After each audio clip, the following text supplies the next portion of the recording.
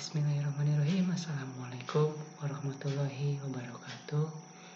Izin perkenalkan diri, nama saya Abdul Sahidan.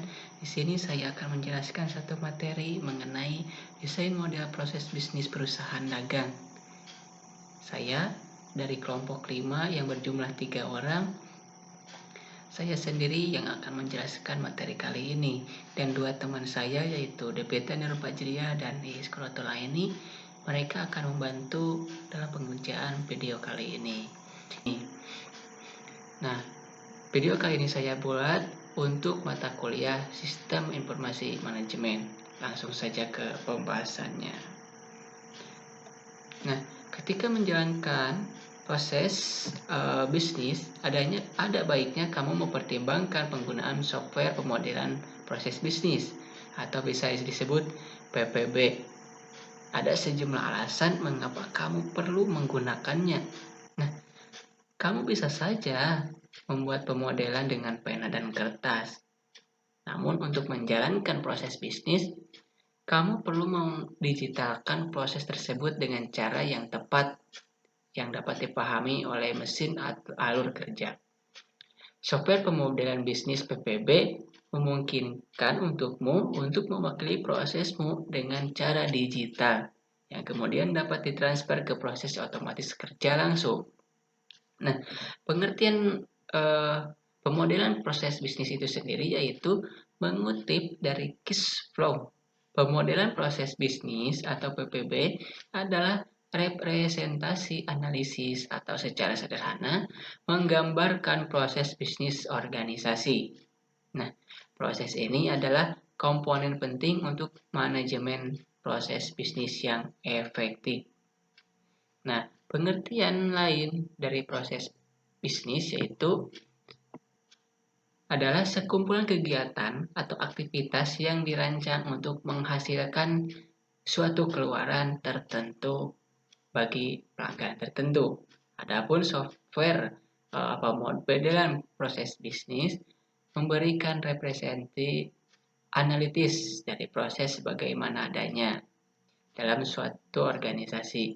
Kemudian membandingkannya dengan proses yang akan terjadi untuk membuatnya lebih efisien.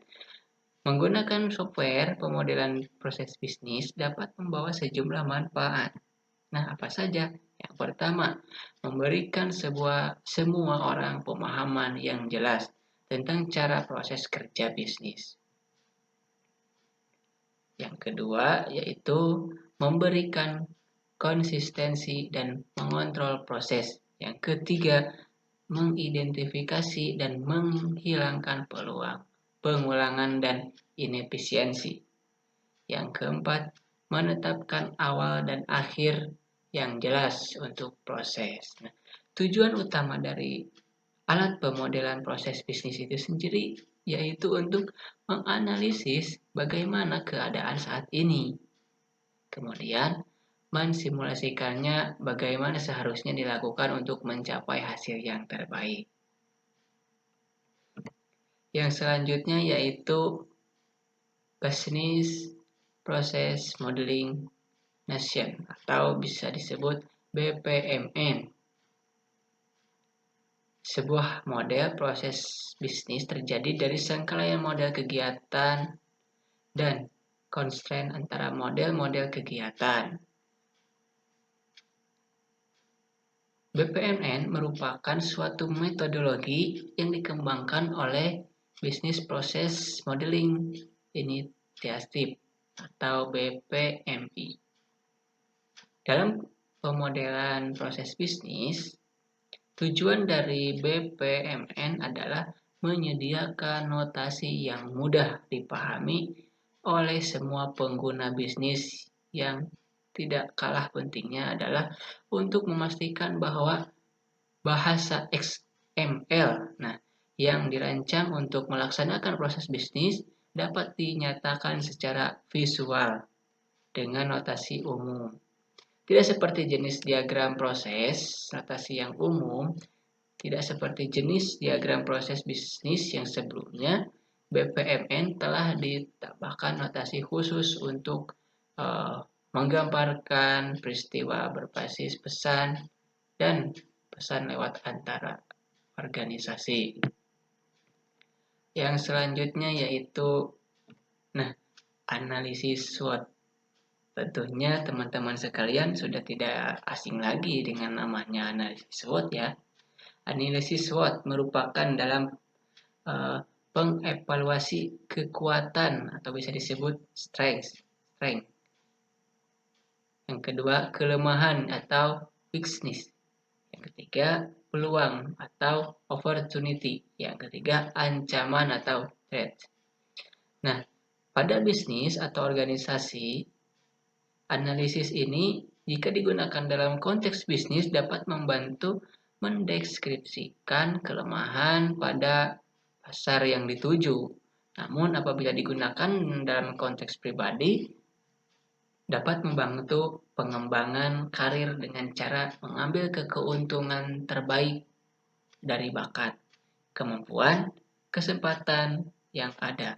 Nah, analisis SWOT adalah sebuah jalan bagi organisasi dalam memastikan semua elemen bisnis telah termasuk dalam rencana strategis perusahaan. Yang selanjutnya yaitu analisis balance scorecard.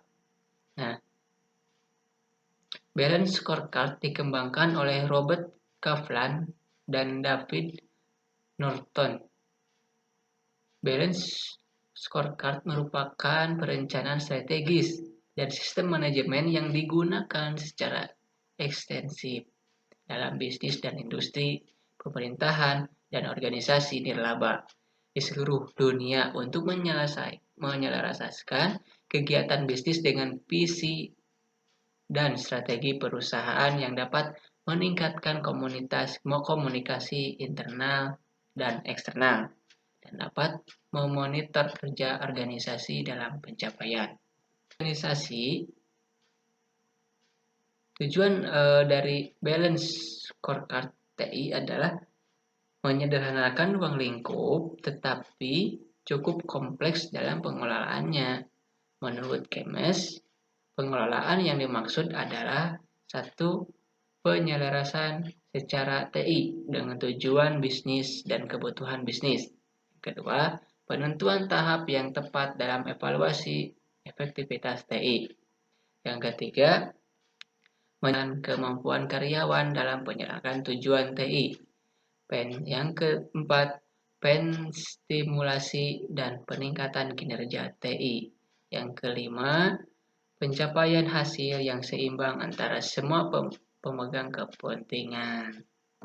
Nah, yang terakhir yaitu analisis value chain.